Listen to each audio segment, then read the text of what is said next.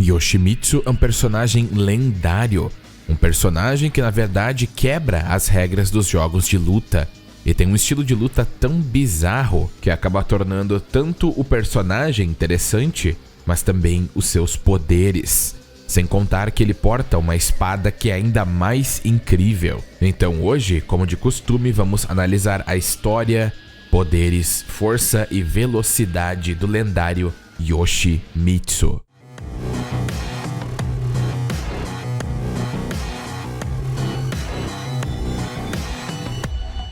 Yoshimitsu é um personagem deveras interessante, porém sua história é mais básica do que você pensa, mas ainda assim carrega consigo uma grande mensagem, pelo menos no início.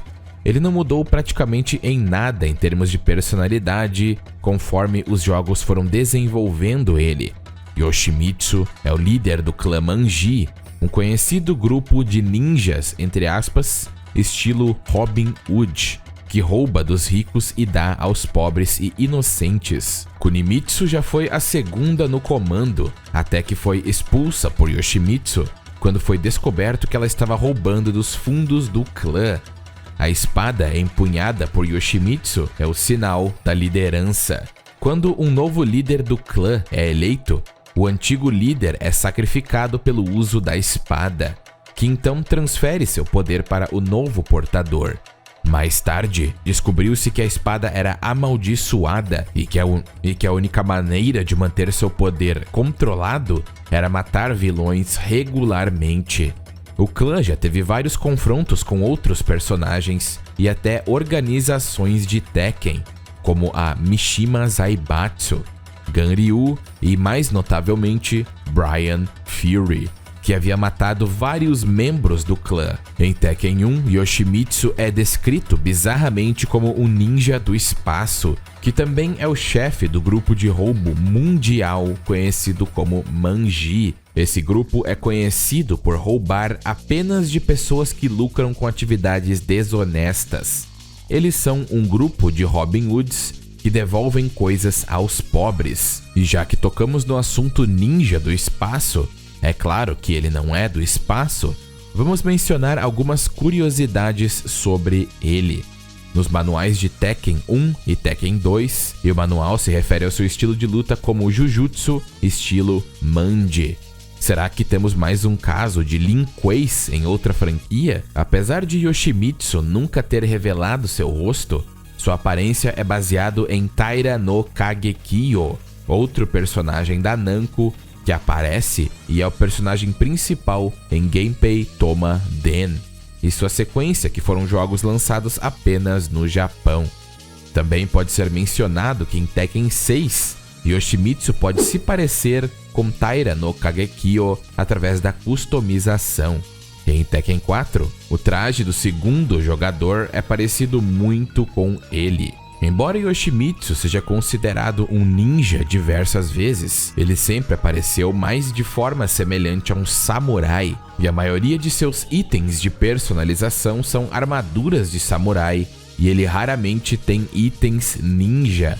Ele até usa uma espada samurai, e a partir de Tekken 6 ele usa uma wakizashi, a segunda menor espada em seu quadril esquerdo, tornando-o ainda mais parecido com um samurai. Já seu estilo de luta padrão é semelhante ao ninjutsu. Seus ataques com a espada são muito mais samurais, e ele ainda consegue misturar esse ninjutsu com o seu estilo samurai. E se você quiser saber de verdade se Yoshimitsu é humano ou não, é só vermos o que o próprio Harada falou sobre ele. Yoshimitsu foi inspirado no filme de ação ao vivo produzido no Japão em 1988, intitulado Cyber Ninja, que, adivinhem só, foi um dos primeiros filmes apoiados pela Namco.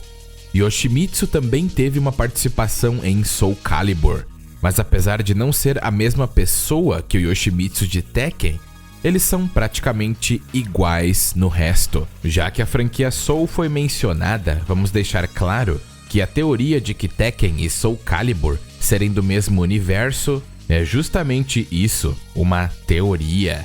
É interessante notar que ambas franquias pertencem a Namco, Então eles colocarem personagens seus em outros jogos é tranquilo. E Soul Calibur foi feito usando a engine de Tekken.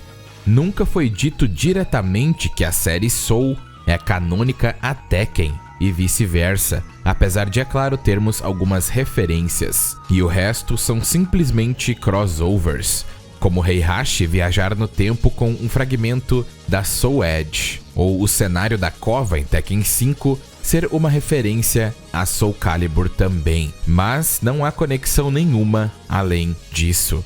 Então, embora Yoshimitsu seja uma pessoa diferente, e sabemos que em Soul Calibur ele tem antepassados, por assim dizer, o personagem compartilha temas, imagens e a mesma arma do personagem de Tekken, e também estão ligados ao título Yoshimitsu, que é transmitido com a espada que empunham.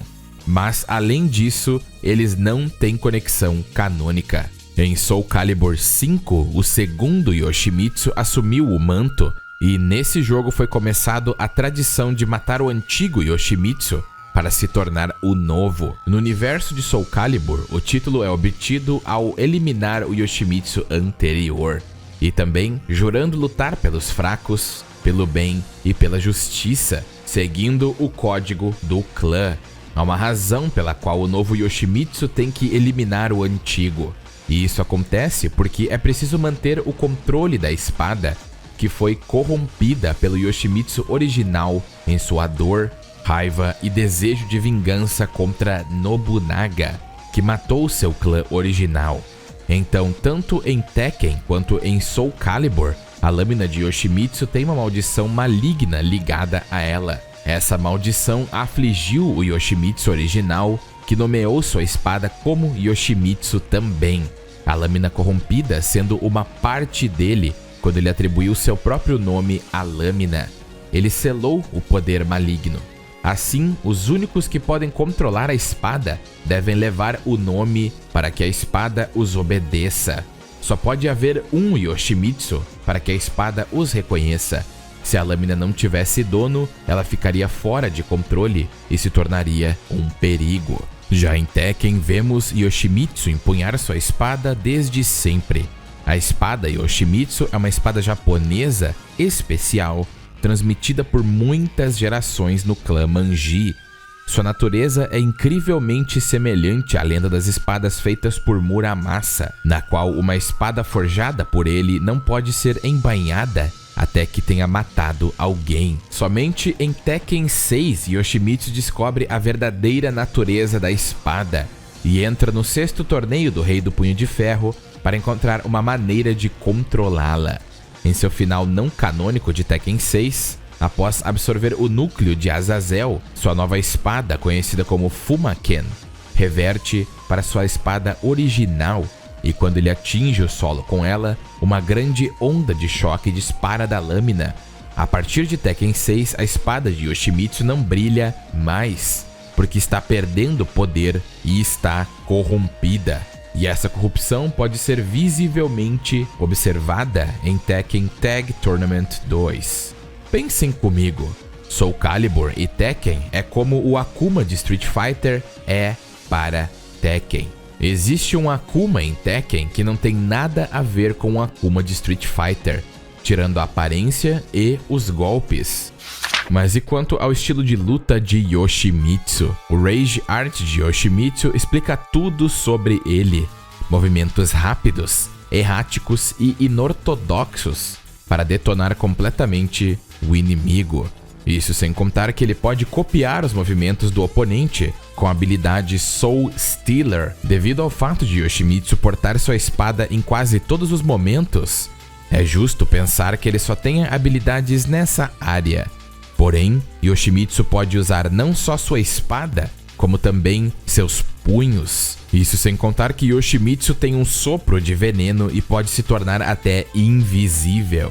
Yoshimitsu demonstra suas artes marciais com seus agarrões Oni Killer, onde ele elimina seu oponente de forma eficiente, Wheels of Hell, que faz ele girar com o inimigo como se fosse literalmente uma roda girando. Tornado Drop é o tão famoso e querido Izuna Drop, que já vimos muito por aqui.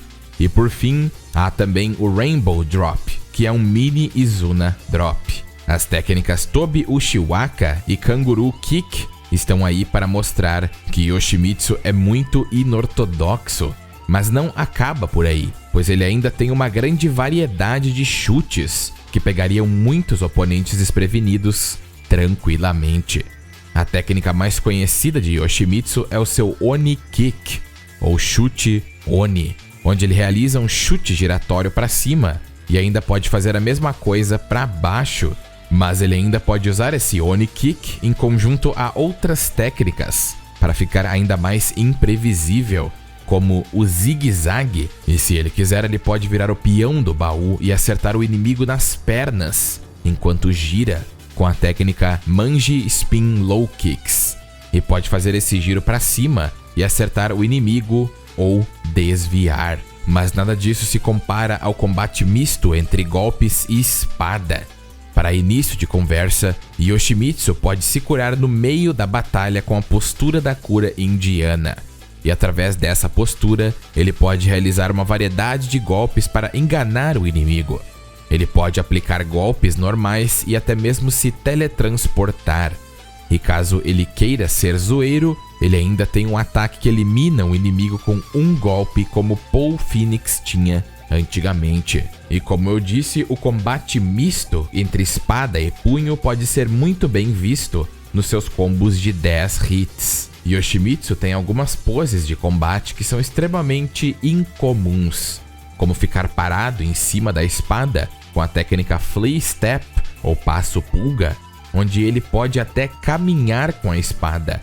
Ele pode se tornar um helicóptero com a técnica Manji Dragonfly ou Libélula Manji ao girar sua mão robótica. Mas o mais importante disso é que ele pode atacar com uma grande variedade de ataques. E eu sei que parece que estou repetindo a mesma coisa, mas Yoshimitsu é um personagem bem complexo, tanto em termos de combate quanto na gameplay. Mas enfim, já que citamos a Manji Dragonfly, Yoshimitsu usa seu braço mecânico para girar e atacar seus inimigos. Mas ele ainda pode fazer outros ataques, e o meu favorito se chama Spirited Away, onde ele usa suas pernas para agarrar o inimigo e jogá-lo para cima. Então posiciona sua espada abaixo do mesmo e ele cai em cima dela, eliminado. Em geral, Yoshimitsu pode até misturar algumas dessas poses de batalha para confundir ainda mais o inimigo. Ele pode até fazer um harakiri e acertar o inimigo junto. E ainda pode realizar esse ritual para utilizar ainda mais técnicas. Eu diria que Yoshimitsu com sua lâmina é muito mais perigoso do que ele somente com seus punhos, porque os golpes acrobáticos desse lendário ninja, entre aspas, são extremamente perigosos sem a espada. Agora com uma lâmina, imaginem o perigo, sem contar que a lâmina corta quase tudo como se fosse manteiga. Yoshimitsu é um oponente deveras absurdo, e devido às propriedades mágicas de sua lâmina, então a parada fica feia para quem for enfrentá-lo. E novamente, se vocês quiserem ver o quão perigoso Yoshimitsu é só ver os combos de 10 hits. Mas agora que sabemos um pouco do seu estilo de luta, que tal nós voltarmos para sua história, para que assim possamos entender e ver o quão forte e rápido ele realmente é. Tekken 1 mostra muito bem a essência do personagem Yoshimitsu. O motivo para ele ter ido até o primeiro torneio do Rei do Punho de Ferro foi para roubar o dinheiro do corrupto Ganryu. E ele de fato conseguiu fazer isso e deu para os necessitados a grande quantia. Em Tekken 2, a Guilda Internacional de Ladrões agora é conhecida como Manji Party, e Yoshimitsu tem um motor perpétuo alimentando seu braço artificial. É dito que ele tem sua katana ao seu lado e é um especialista no Jujutsu Manji. O cientista que desenvolveu o segundo Jack é o mesmo cientista que desenvolveu o braço artificial perpétuo de Yoshimitsu, o tão conhecido Dr. Boskonovich. O braço de Yoshimitsu, na verdade, foi completamente cortado durante um ataque mal sucedido quando ele tentou roubar os segredos do motor perpétuo do laboratório onde estava guardado. Porém, o mesmo doutor que desenvolveu a tecnologia que ele buscava acabou salvando sua vida. Então, o Dr. Bosconovitch anexou o braço artificial perpetuamente alimentado em Yoshimitsu.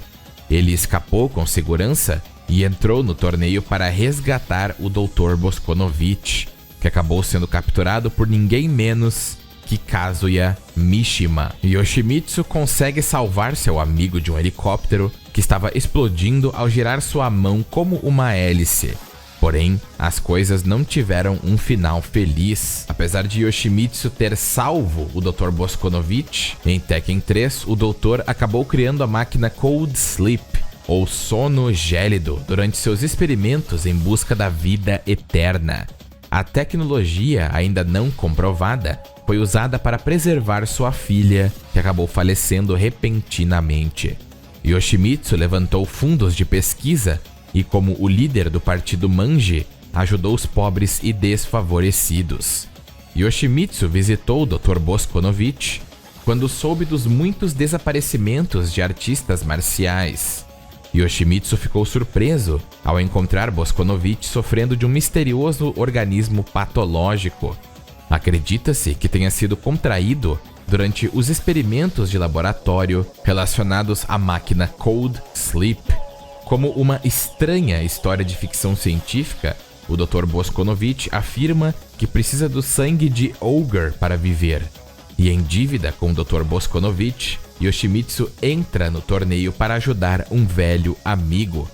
Aparentemente, apesar de Yoshimitsu não ter enfrentado Ogre, de alguma forma ele conseguiu o sangue do mesmo, porque posteriormente Bosconovitch está vivo e até criou Alissa Bosconovitch. E o final de Yoshimitsu mostra eles lidando com esse sangue e um rato consumindo o sangue, que acaba se tornando gigantesco, e o experimento acabou falhando.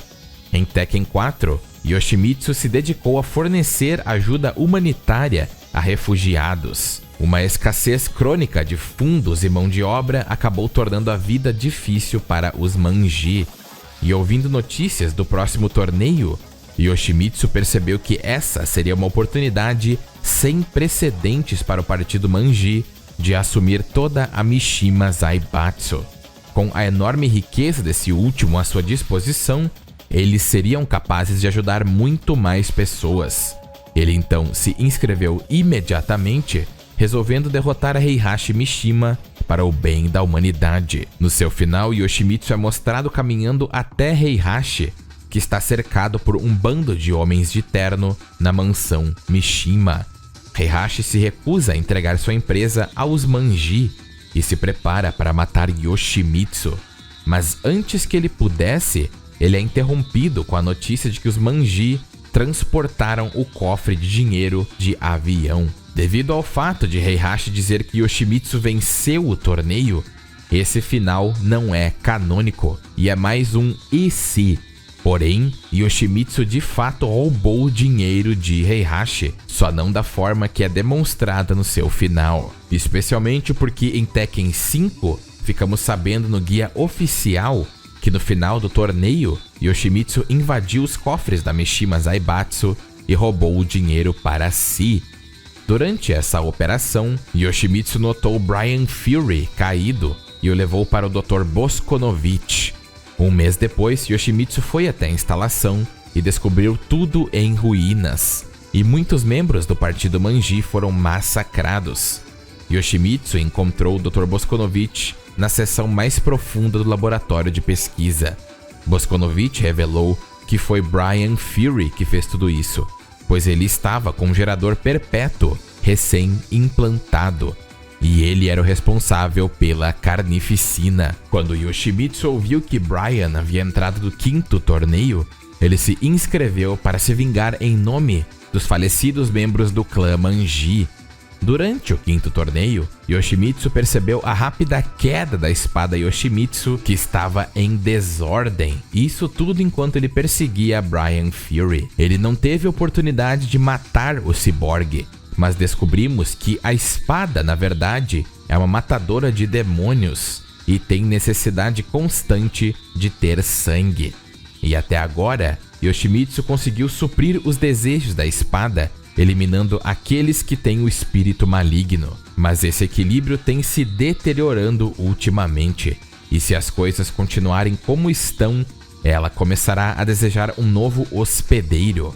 E ciente da situação, Yoshimitsu arrumou outra espada, capaz de selar o poder da Yoshimitsu, conhecida e mencionada anteriormente como Fuma-ken. Yoshimitsu, apesar de ter lutado contra Brian, não conseguiu eliminá-lo, e então entrou no 6º torneio, onde aqueles com espíritos malignos iriam se reunir, e ele também poderia restaurar o equilíbrio da espada. Aparentemente, ele acabou conseguindo balancear um pouco a Yoshimitsu, porque em Tekken 7 ele está bem mais tranquilo e planejava roubar mais da Mishima Zaibatsu. Quando Heihachi assumiu o poder por causa da ausência de Jin, Yoshimitsu conseguiu se infiltrar lá, mas acabou encontrando Leo e os dois lutam. Só que Leo chuta Yoshimitsu no saco e sai correndo. E em termos de história, incrivelmente isso é tudo sobre Yoshimitsu. Mas podemos dizer que ele carrega consigo uma mensagem muito importante. Como vimos, Yoshimitsu pode bater de frente com Bryan Fury após sua ciborguização. E Bryan não é qualquer um no universo Tekken, pois ele pode bater de frente com Paul Phoenix, que apesar de estar fora do seu auge quando ele derrotou o deus da luta Ogre. E se quiserem saber mais sobre Paul, assistam meu vídeo sobre ele. Nesse período de tempo, Paul não era um figurante, e definitivamente naquele ponto ainda era uma força a ser considerada. Em todos os meus vídeos de Tekken, eu mostro que Tag Tournament, apesar do modo história não ser considerado canônico, diversas informações desse spin-off são consideradas canônicas. Como por exemplo, o primeiro encontro de Asuka e Feng. Eles acabaram se encontrando porque Feng acabou ferindo o pai dela. Ela foi atrás de vingança justamente por isso. A história de Steve Fox e seu encontro com a mãe de Leo só aconteceu em Tag Tournament 2 e foi mostrada em Tekken 7. Jace é confirmada como canônica e ela só existia em Tag Tournament. Então, eu diria que enquanto algo não interferir com os jogos da linha principal, pode ser considerado canônico. Sabemos que Ogre foi derrotado por Paul em sua primeira forma, e Ogre é superior a todos os robôs Jack que vieram antes dele, e eu ainda digo que ele é superior até o Jack 6, um dos modelos mais fortes. E um desses modelos foi capaz de destruir e parar a energia cinética de um meteoro, que corresponde à menor estimativa que os pesquisadores usaram para definir o tamanho do meteoro que extinguiu os dinossauros, que possuía 9,56 ou 10 km de diâmetro. É estimado que a energia cinética que esse meteoro carregava consigo era de 72 teratoneladas, e esse meteoro, ao colidir com alguma coisa, iria liberar essa energia, e Jack 6 conseguiu impedir esse monstrengo. E também há o fato desses mesmos Jacks serem descritos em Tekken 6 como sendo capazes de dominar nações inteiras e poder causar destruições a esse nível. Na minha opinião, Jack 6 é inferior até mesmo à primeira forma de Ogre. Bryan pode enfrentar uma versão menos poderosa de Paul no seu auge, e Yoshimitsu bate de frente com Bryan, fazendo com que Yoshimitsu possa ferir oponentes nesse calibre. Em termos de velocidade, sabemos que até antes de Tekken 1, Heihachi já tinha reações e velocidade em combate capazes de fazê-lo desviar de lasers dos usuários do gene demoníaco. Em Tekken 7, Kazuya na base foi capaz de destruir um satélite a 39.999 km de altitude em 0,67 segundos. O que corresponde a aproximadamente 19% da velocidade da luz. E apesar de Heihachi estar fora de forma em Tekken 1 e ser derrotado por seu filho, em Tekken 2 e 3 ele está mais pistola do que nunca. Em Tekken 1, Paul e Kazuya são mais ou menos equivalentes, então é bem certo dizer que em Tekken 2, Paul no mínimo daria uma boa luta para o velhão. Acredito que seres como Yoshimitsu estão mais ou menos nesse nível de velocidade em combate, ou seja, reações, golpes e movimentos a curto prazo, uma velocidade relativística. E o fato de personagens não mostrarem essa velocidade durante a gameplay, acredito que nem precisamos explicar o porquê. É só usar os neurônios do Chico e Teco e vamos entender que a gameplay é feita para ser divertida e balanceada.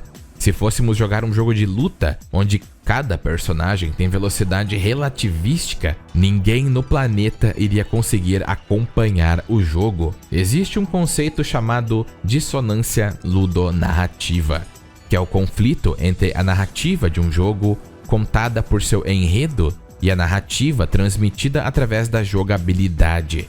Durante a gameplay, podemos sofrer muito para derrotar um boss, mas na cutscene, o personagem o derrota com um golpe, compreendem? Enfim, a gameplay é feita para ser divertida e desafiar o jogador, e não ser 100% precisa ao poder original do personagem. Mas com isso, acredito que possamos dizer que Yoshimitsu é um verdadeiro absurdo. Não acham?